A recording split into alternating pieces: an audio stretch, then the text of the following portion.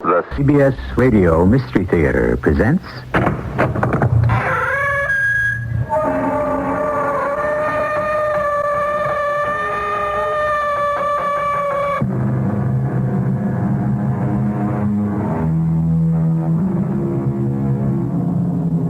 Come in.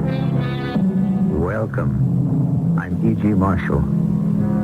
How old were you when you first said, "I'm going to run away and you'll never see me again and then you'll be sorry"? Everyone has said it, though some did not say it out loud. Some have run and returned the same day. Some have never got round to running at all, and some have run and stayed away. It is one of these who gives us the title of our story, "The Man is Missing."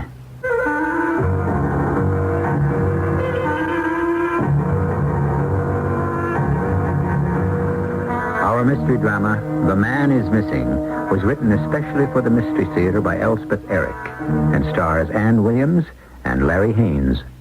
I'll be back shortly with Act One.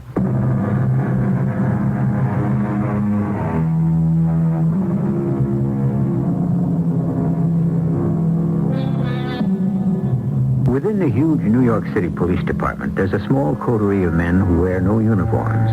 They are the investigative detectives. They have one captain, one lieutenant, and 5 sergeants. They receive about 100 calls every day. Out of 16,000 cases, they have solved better than 99%. They are known as the Missing Persons Squad.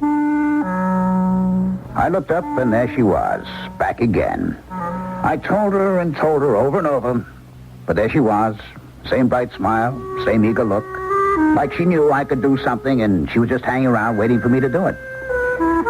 My name's Wiley Caldwell, and I'm captain of the Missing Persons Squad. Good job. I like it. We know our stuff, if I do say so myself, as perhaps I shouldn't. Runaway kids, we handle a lot of those, and old people. The ones who get tired of feeling useless and unwanted and just wander off. We get a lot of those, too. However, there she was, back for the umpteenth time to ask me, for the umpteenth time, to find her husband. Captain Caldwell, may I talk to you? Mrs. McLaughlin. Why don't you call me Mia?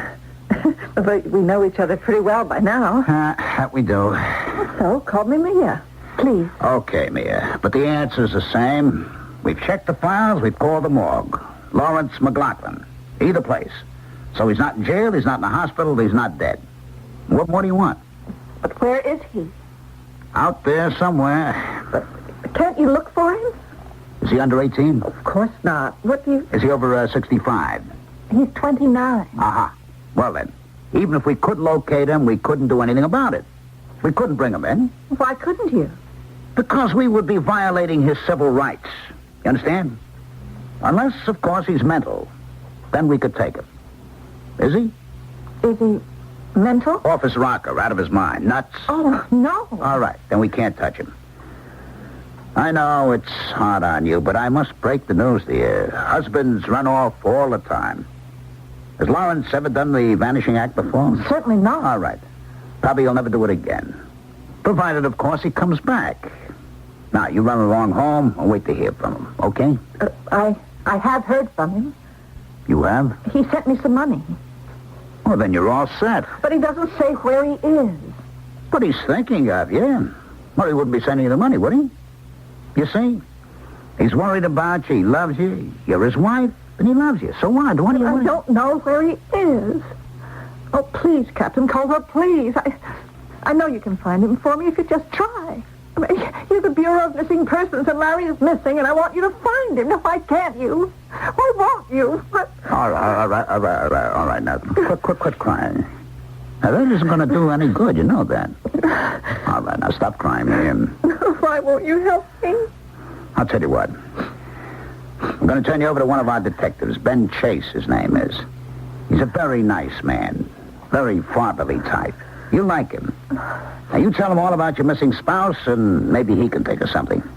How'll that be? Okay? Okay, then. Come on. This way. He's right in here. Ben, I got a lady here I want you to meet. This is Mia McLaughlin. Mia, this is Detective Benjamin Chase. Take care of the little lady, Ben, huh? She was the prettiest thing I'd ever seen in my whole life. Skin like pink and white alabaster, dark brown hair with a shine to it, big round eyes, the exact same color as the blue jeans she had on. It was like spring had just walked through the door.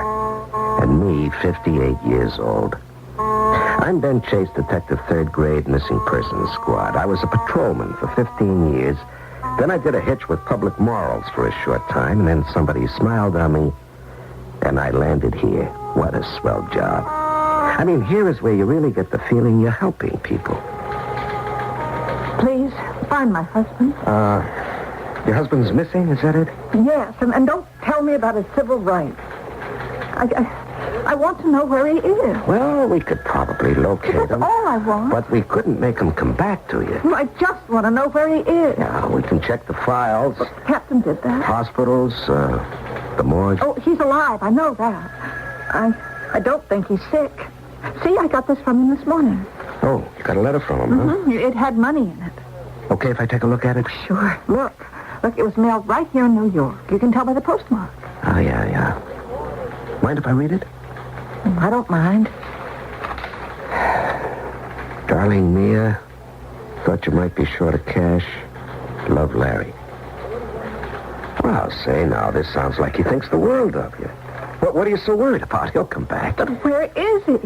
What happened to Now, him? Mrs. McLaughlin. You can call me Mia if you want to. Husbands do get this urge once in a while to, take off, be on their own for a while. Not just husbands either. Wives get it, too. I have to say, I can't see why anyone would go off and leave a lovely girl like you. Well, he did, You do know you're very pretty, don't you? I guess. You guess, don't you know? I'm a model, a photographer's model. You have to have some kind of looks for that, I guess. Well, you've got more than some kind of looks. Well, thank you. A lot more. Look, can you help me find Larry? Well, I can try. I can't sleep. I can't eat. I can't go out on a job. I just think about him all the time. And what could have happened to him? Yeah. Well, I'd have to do it on my own, you understand. I mean, it wouldn't be an official police case. And it'll take a lot of legwork. A lot of time, too. And I don't have too much free time. I don't know if my wife will care for my taking on any outside work. Are you married? Oh, am I married? 25 years married is what I am. So I know about husbands getting the urge to take off. Did you ever do it? Oh, no, I never did. But that doesn't mean I never had the urge. No, I'm married to a wonderful woman. Irma is about the best wife anybody could imagine. But, well, I've had urges now and then. You're very nice to try to help me. Yeah.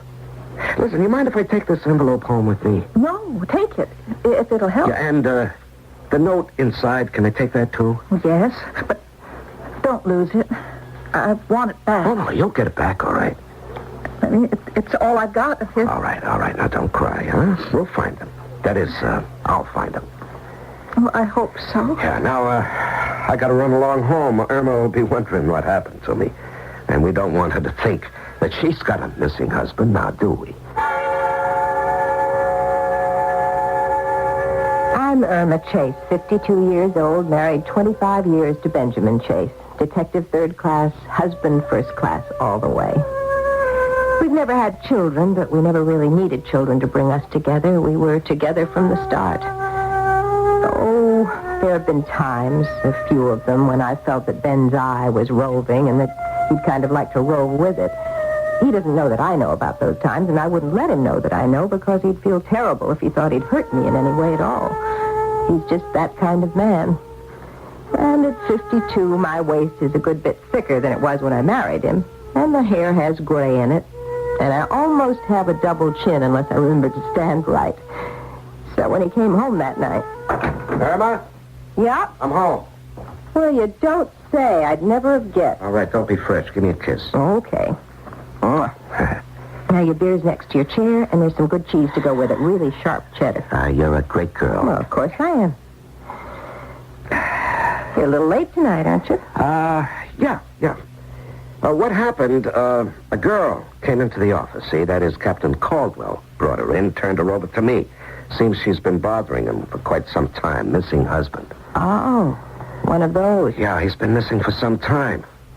Anyway, Caldwell checked the files, the morgue, didn't come up with anything, but Mia kept coming back. Mia? Yeah, that's her name, Mia McLaughlin. Anyway, I talked to her, and she showed me this note she got from him. It was mailed right here in the city, and there was money in it. He wrote a note? Yeah, sounded very concerned about her having some money. I'd like to see that note. Are you still hung up on that stuff? Okay. No, you can't blame me if I try to be part of your work. Or can you? Or do you, I should say. If you'd rather I'd butt out, just say the word. Now, Irma... I'd like to remind you that Raphael Sherman... Oh, please, not again. Raphael Sherman was attached to the Krakow police force from the start of the century till 1900... Irma, please, you've got Raphael Sherman on the brain. Raphael Sherman started collecting envelopes when he was a little boy. Well, so did I, when I was a little girl. I never played with dolls. I just looked at handwritings on envelopes. Fascinating. All different. Some beautiful, some ugly, and everything in between. And like with Sherman, after a while, I started to find things that some handwritings had in common. And when I knew the people those handwritings belonged to, I found out that those people had certain things in common, too. Then, people with heart trouble write differently from people without heart trouble. Oh, Irma, honestly. But the psychological differences, that's where it gets really interesting. You can read a person's whole personality in his handwriting, his whole life, Ben, everything that's happened to him. You really expect me to believe that? Well, Sherman could do it. He did it over and over, and he did it for the police. Now, I don't say that I'm as good as Sherman, but I do know something about it. Okay, take a look at this. Thank you. Well, see anything? This man is sick. What? Look, the letters get smaller. You see, the pressure of the pen gets lighter, the lines get thinner. No, wait. Maybe he's not sick. Maybe he's only hysterical. Or maybe he's mad.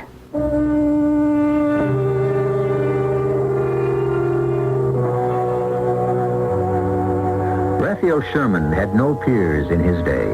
After him came Michael Fischel and the French clairvoyant Madame Lucie Vidi. And among the medical men who have used graphology to ferret out clues to mental or physical ailments, we find Erlenmeyer, Hauser, Duparcy-Jeans, and Charcot, famous head of the Parasalpêtrière. I'll be back shortly with Act Two.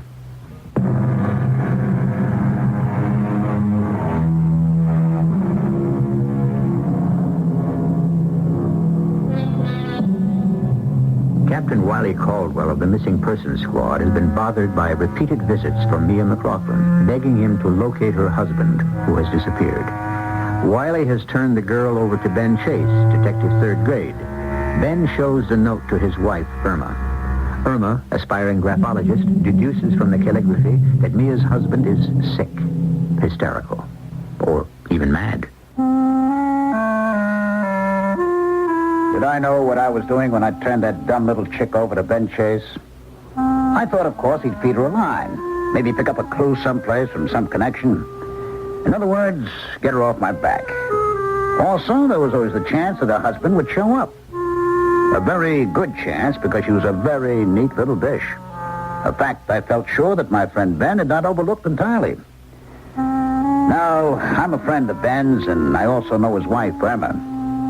A marvelous woman, I may. I thought a little interference from me on her behalf wouldn't be amiss. Yeah, I see. That's all you can tell me, Mrs. Downs? Yeah. Well, it's something. Anyway, thanks. Hi, Captain. Who's Mrs. Downs? Her. Yeah, her. Who is she? Well, actually, she's Mia's mother, Mia McLaughlin's mother. That's so. Yeah, I thought maybe she could give me a lead to go on. Did she? No, she says they got along great. He was crazy about her. Seems he wanted to be a painter, a serious type painter. Gave it up and went to commercial art right after they got married. Maybe he regretted it. Well, Mia's a model, you know. That's how they met. He was living in this artist colony upstate in the Catskills, Braden Falls. You've heard of it. Where all the artists starved together. Yeah. Anyway, Mia was a model up there for one summer. She posed for him for nothing. He was even broker than the others. They fell in love, and they got married. He went with an ad agency. She became a fashion model. Everything was hunky-dory till he cut out. And her mother hasn't got the foggiest idea why. Have you? No, I can't say I have. Why anyone would want to leave a girl like Mia? Of course, Irma says, I don't put any stock in that. What does Emma say? Well, I don't know if you know this, Captain, but Irma's very into this graphology stuff. I didn't know that, no. Oh, yeah. She practically worships a guy named Raphael Schumann. He's an Austrian. He's dead now, but he was official handwriting expert for the Central Law Court of Vienna when he was alive. What's wrong with that? Well, nothing's wrong with that, but outside his regular job, he had this hobby. Yeah, it was more like an obsession, that he could read people's characters from their handwriting. And not only that, but their past and their future. Now, can you tie that? That sounds interesting. And before he died, people said he could tell how a person looked just by his handwriting. Yeah? Well, anyway, I showed Irma the note Mia got from her husband. It was only a line or two. And Irma glommed onto it like it was a hot clue. I mean, she said the handwriting told her that the guy is sick or hysterical or maybe even crazy. She saw all that? Well, she thinks she saw all that. What if she's right? Would explain a lot, wouldn't it? If the guy lost his marbles all of a A sudden? crazy man doesn't send money home, Captain. How would you know what a crazy man does? Why don't you admit the possibility that Irma's got something there? Let her help you. No, I'm doing all right. No, you're not. Now, you wait and see. Okay, Ben, okay. One more thing. You're spending too much time on it. That phone call to the girl's mother, you made that from here on official time. And that girl's been here almost every day talking to you on official time. The way you look, you've been spending an awful lot of your off hours on the case, too. Am I right? Quite a lot, yeah. Well, cut it out. I don't like it. And I don't think your wife cares too much for it either.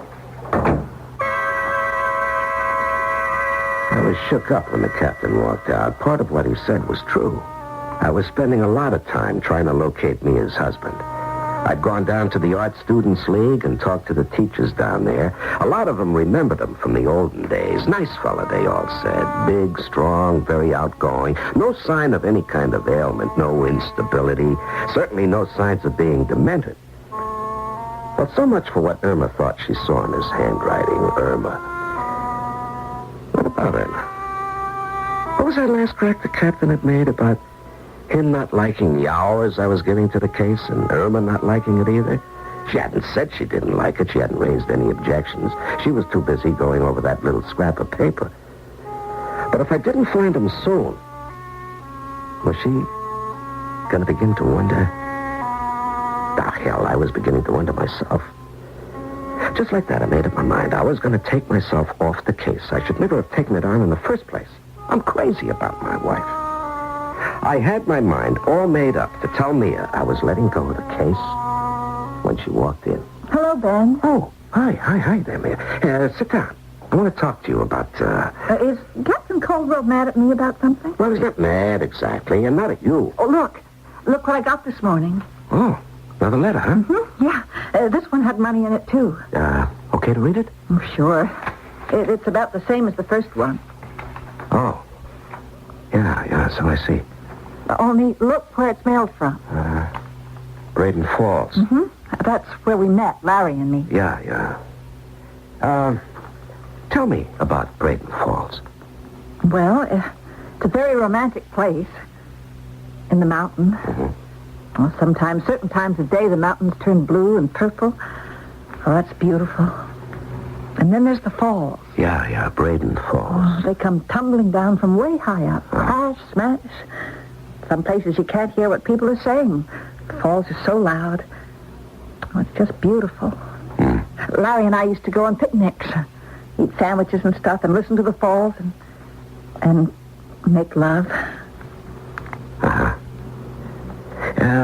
Why do you suppose he went up there? Not just to mail a letter. I think I think he went there because it's where we were so happy.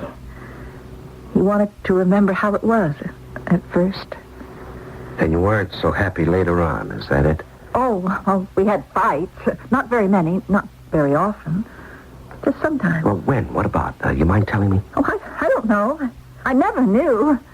Everything would be going along just fine, and then all of a sudden, we'd be arguing. And I wouldn't know why. I just know that I was losing. Losing? Losing what? The argument. It was going to turn out he was right, and I was wrong. Mm-hmm.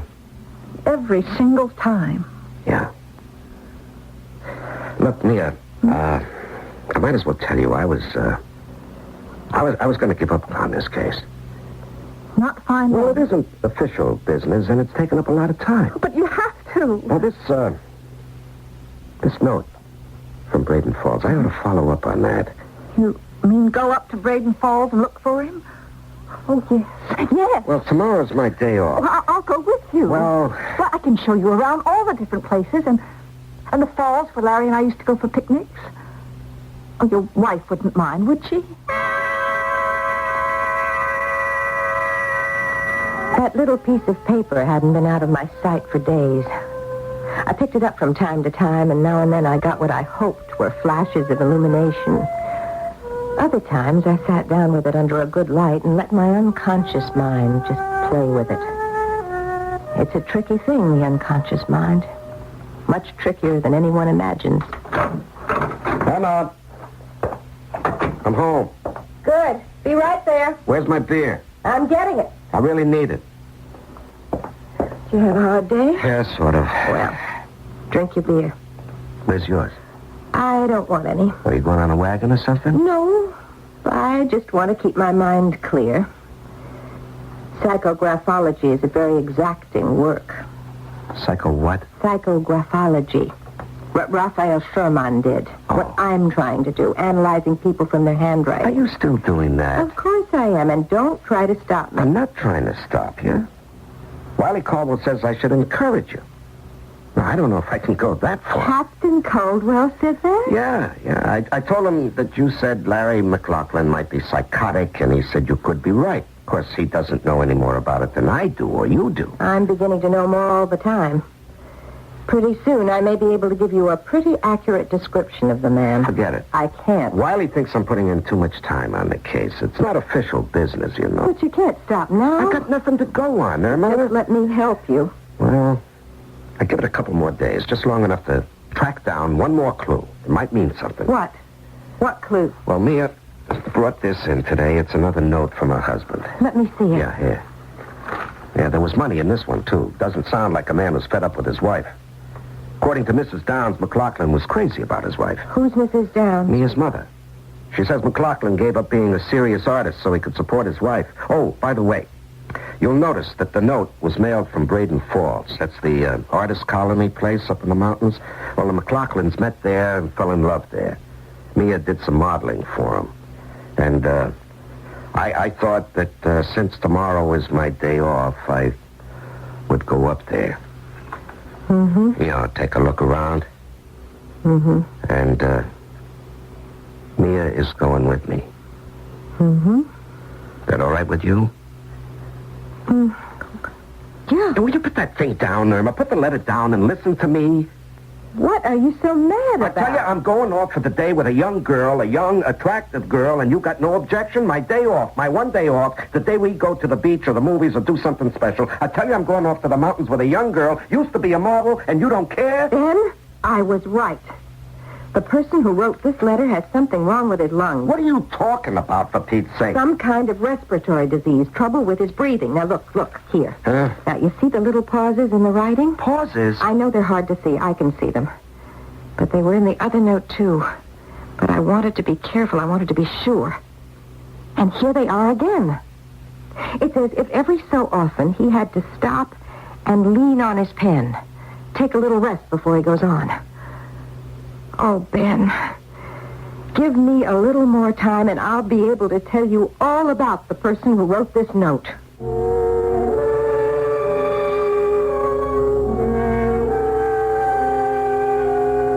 A violin in the hands of an average person will have an ordinary sound.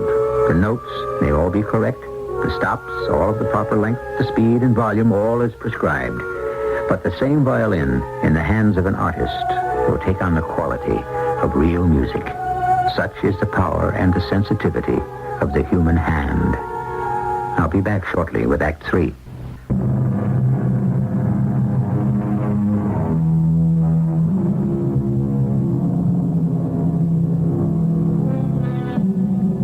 Psychographology is a fairly recent word.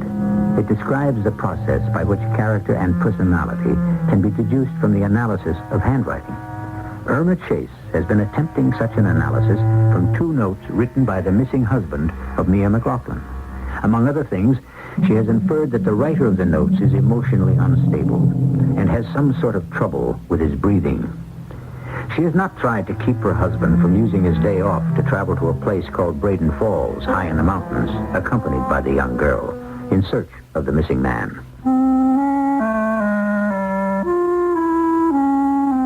Maybe I shouldn't have butted in. I thought Ben Chase was a good man, a good cop with a fine record. As far as I knew, he was a good husband, too. I'd met Irma Chase a few times, been to their house, they'd been to mine. And all I can say is she seemed like a happy woman, very content with her life.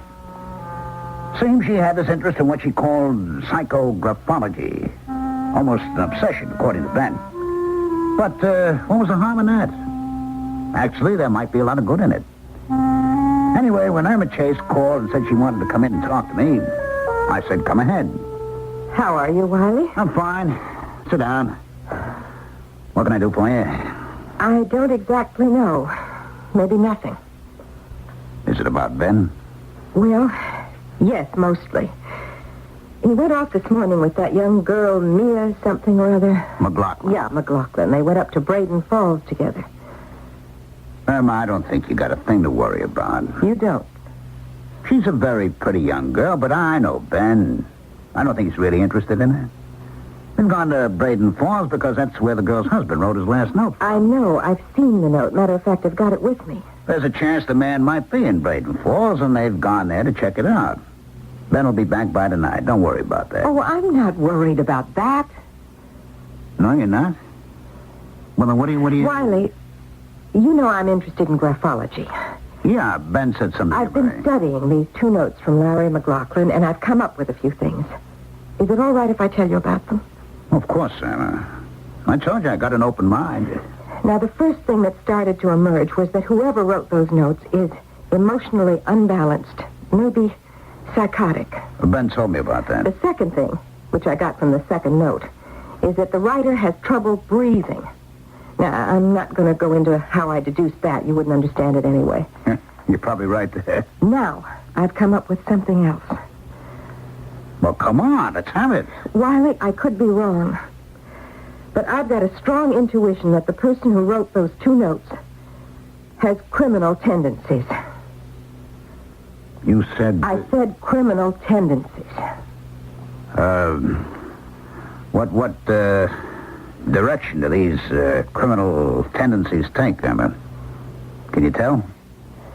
I don't like to say because I'm afraid you're going to laugh at me. I won't laugh. Whoever wrote those notes is capable of murder.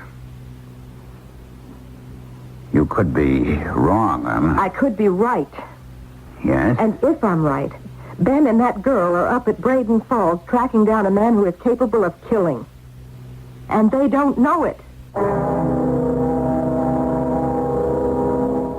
Braden Falls isn't even a whistle stop. It's not on a railroad at all. Mia and I arrived on the bus. We were the only ones getting off.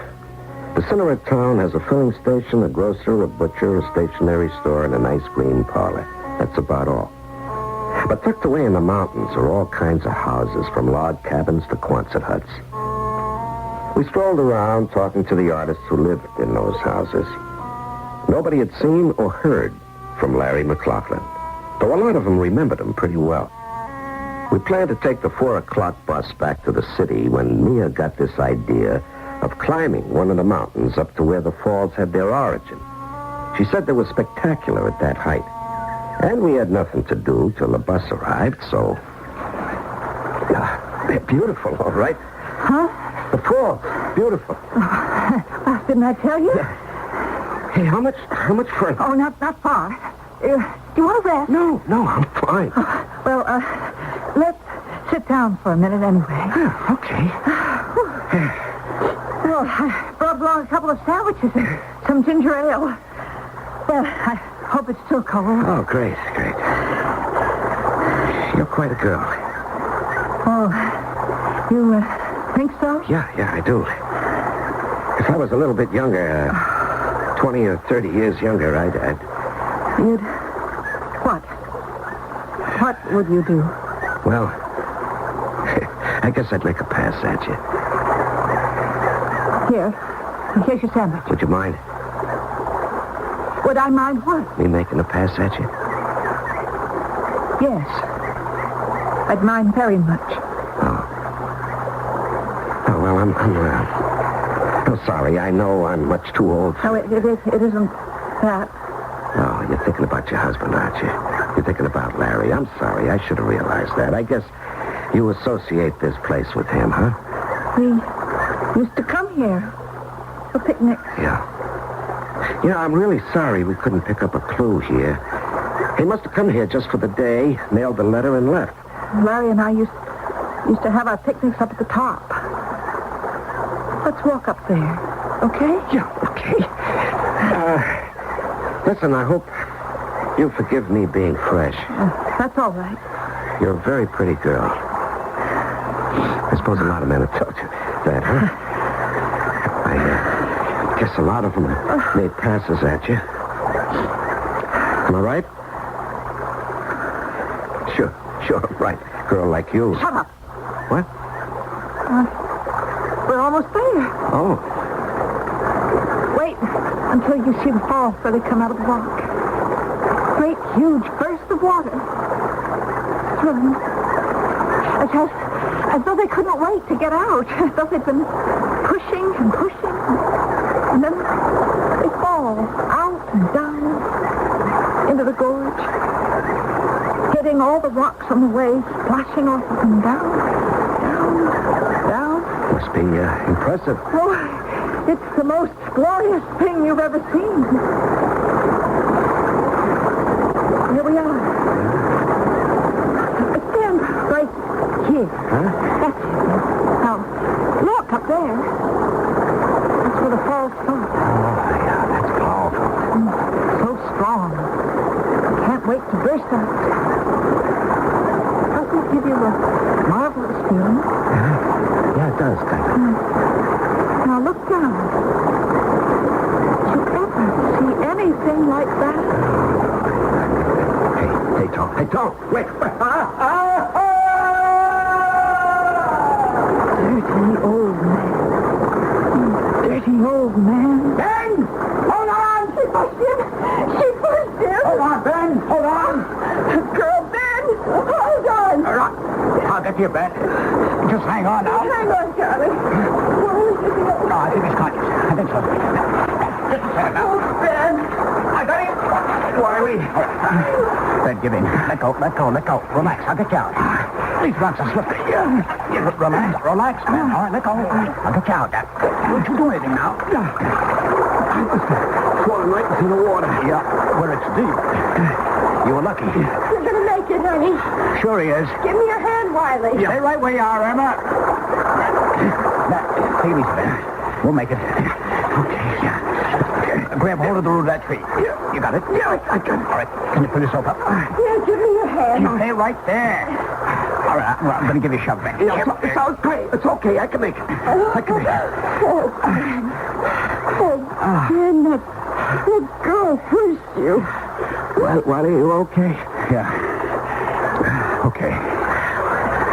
Where's the girl? She's still up there. She's out of her head, that one. How do you two happen to be here? We had a feeling. Well, that is, your wife had a feeling. Look! Oh, look over there. What? Where? Between those two big rocks wedged in between them. It's a body. It's a body of a man.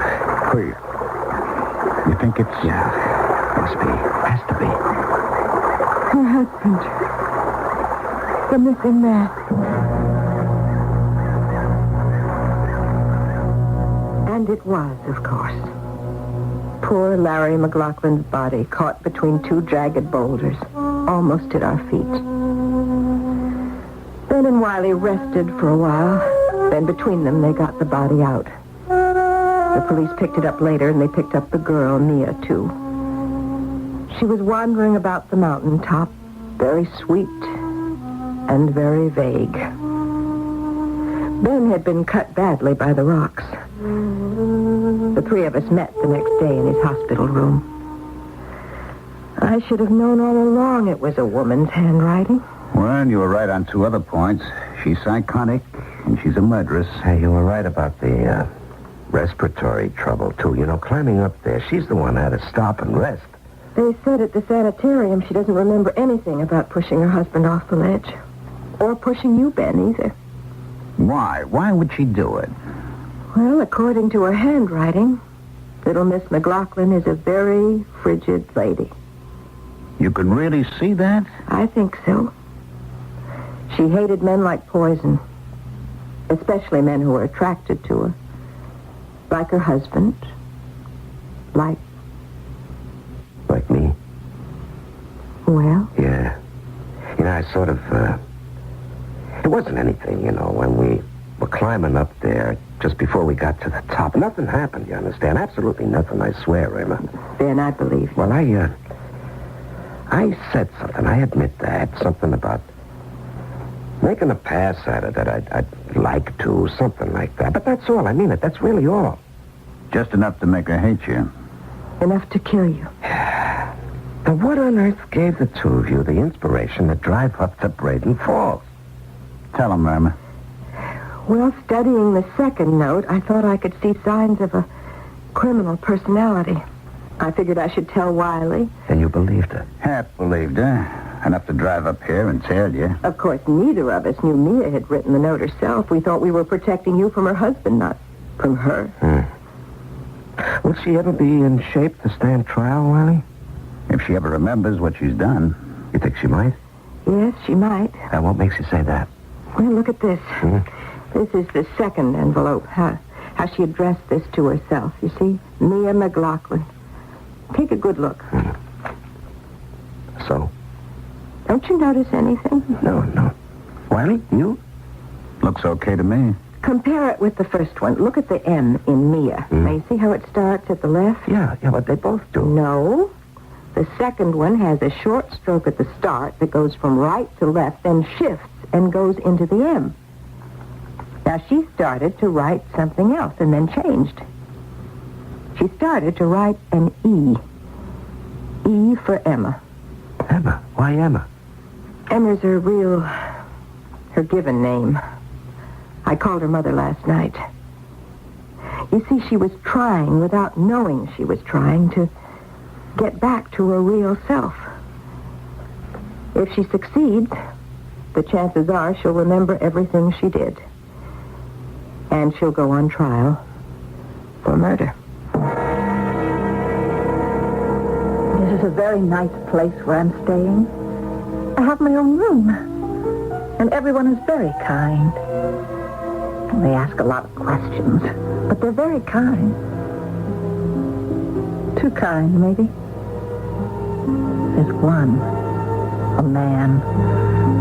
I don't like the way he looks at me. I don't like it one bit. If he tries to get fresh... Oh, I didn't tell you. I'm Mia McLaughlin. Anyway, I think that's who I am.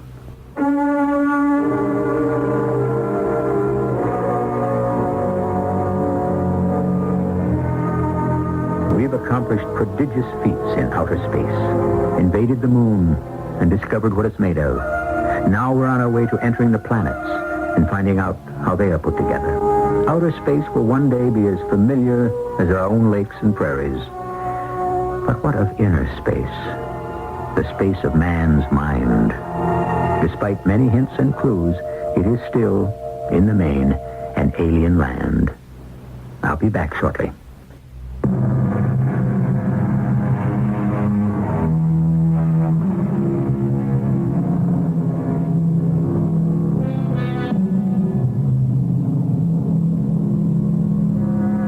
No one would be so foolish as to suggest that criminals, actual or potential, can be detected solely by the use of psychographology. But the way things are progressing these days, progressing backwards, it sometimes seems, law enforcement needs all the help it can get. Our cast included Larry Haynes, Ann Williams, Ralph Bell, and Terry Keane. The entire production was under the direction of Hyman Brown. This is E.G. Marshall inviting you to return to our Mystery Theater for another adventure in the macabre. Until next time, pleasant dreams.